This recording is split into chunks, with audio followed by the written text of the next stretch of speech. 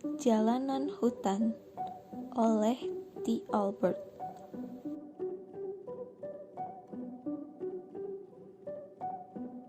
Pada zaman dahulu, jauh di hutan utara, hidup seekor beruang yang hebat bernama Pau Pau. Pau Pau beruang paling kuat dan paling berani yang dihormati semua makhluk hutan. Pada suatu hari, semua binatang berkumpul membicarakan perubahan yang terjadi di hutan. Ada seekor binatang baru yang berjalan di atas dua kaki dan tubuhnya memiliki bulu yang aneh. Dia tinggal di dekat hutan. Karena itu, mereka perlu seorang pemimpin, dan pilihan terbaik jatuh pada Pau Pau. Mereka semua beriringan menuju ke gua tempat Pau Pau tinggal dan meminta agar ia bersedia menjadi raja hutan. Pau Pau pun sangat senang. Walaupun tidak tahu bagaimana caranya menjadi seorang raja, dia menyetujui dan menerimanya dengan senang hati.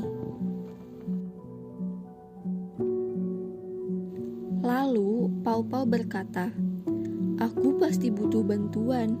Dan aku mau Crowley Crow and Willard Weasel yang menjadi penasihatku." Crowley Crow dan Willard merasa terhormat. Keduanya pun setuju untuk bekerja bersama dengan Raja Pau Pau.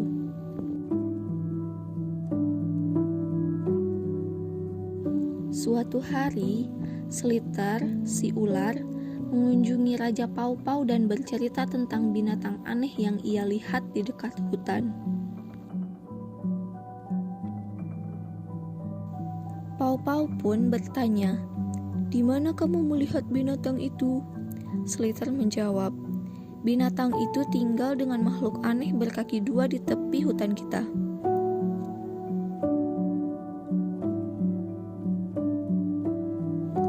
Pau Pau berpikir sejenak lalu berkata, "Willard, Crowley, pergilah ke tepi hutan dan lihat binatang apa itu."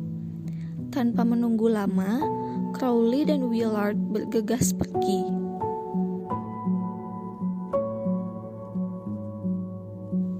Beberapa saat kemudian, Willard dan Crowley kembali. Dengan penuh semangat, mereka memberitahu Raja Pau Pau bahwa memang ada binatang aneh di tepi hutan. Binatang itu bertubuh kecil, mungkin seukuran Bobby Beaver. Dia memiliki suara yang aneh. Suaranya menggonggong, tidak mendengking ataupun melolong. Ketiga binatang tersebut terduduk lama memikirkan binatang aneh yang tinggal dekat dengan hutan mereka itu.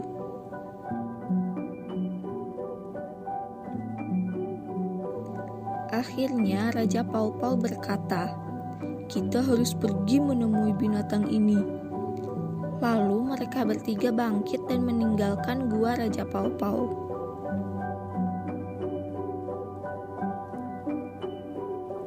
Singkatnya, mereka berada di tepi hutan untuk melihat binatang yang aneh itu. Lalu, Raja Pau Pau berkata, "Willard, temui binatang itu lalu tanyakan binatang apa dia dan mengapa ada tali yang terikat di lehernya."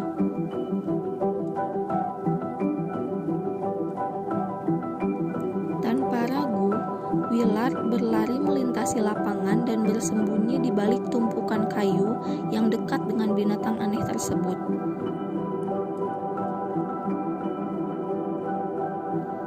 "Psst," panggil Willard. Binatang aneh melihat ke sekeliling. "Psst, aku di sini, di belakang tumpukan kayu," kata Willard dengan suara yang lebih keras.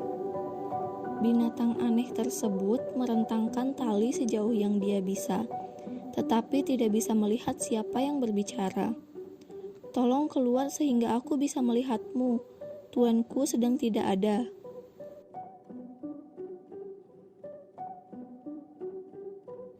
Kemudian, Willard keluar secara perlahan dari belakang tumpukan kayu.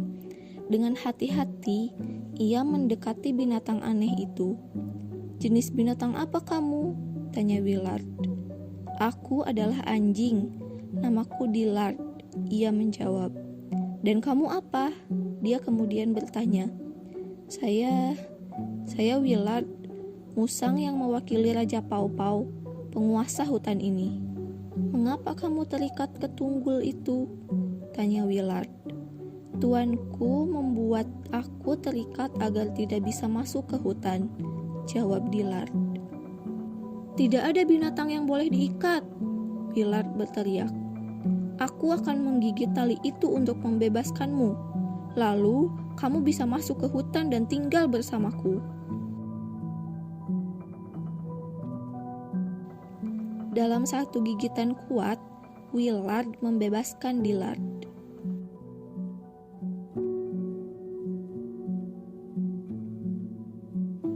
Kemudian, mereka berdua berlari melintasi lapangan dan masuk ke hutan.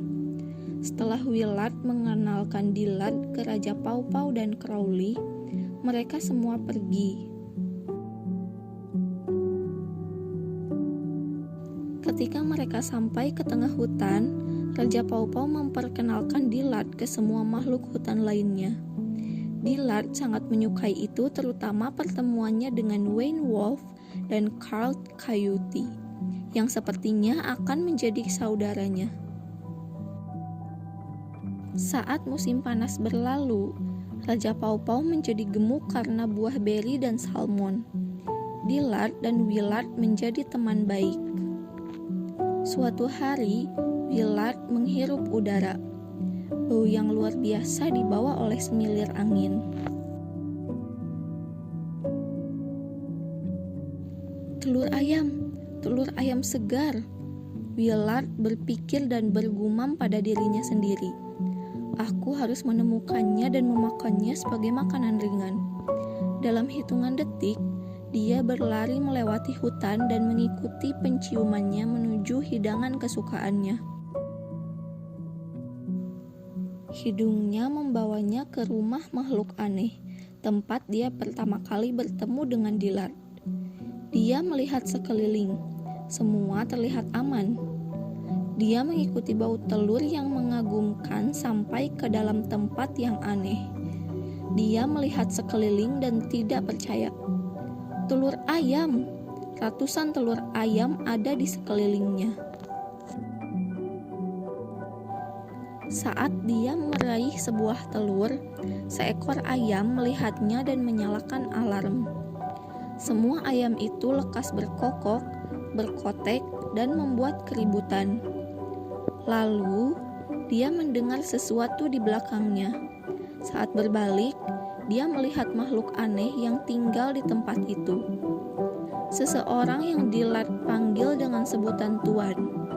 Tidak ada jalan keluar di sana dan Willard ketakutan. Makhluk aneh itu melihat Willard dan berkata, "Anak nakal, kau adalah musang yang membebaskan Dillard. Mengapa saya harus..." Sebelum dia bisa menyelesaikan kalimatnya, Willard berteriak, "Tunggu, jangan lakukan apapun padaku. Saya bisa kembalikan Dillard kepadamu. Berikan saya pergi dan Dillard akan kembali secepatnya."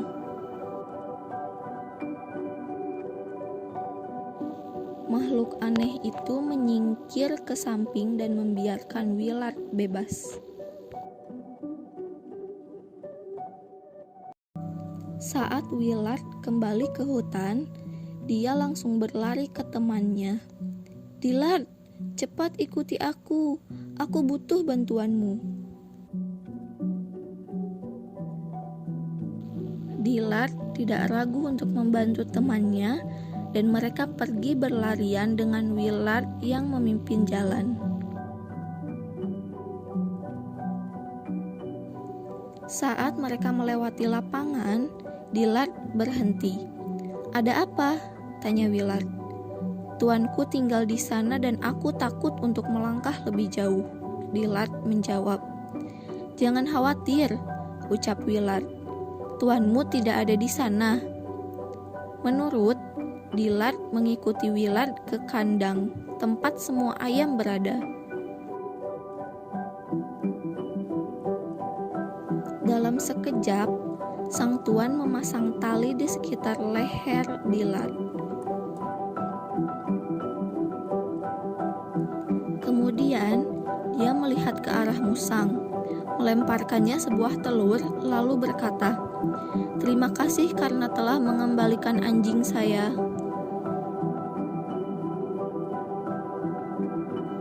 Willard kembali ke hutan tanpa mengucapkan sepatah kata pun. Dillard menetap lagi bersama tuannya yang seorang petani, memastikan tidak ada musang atau anak nakal lainnya yang akan mengganggu ternak tuannya.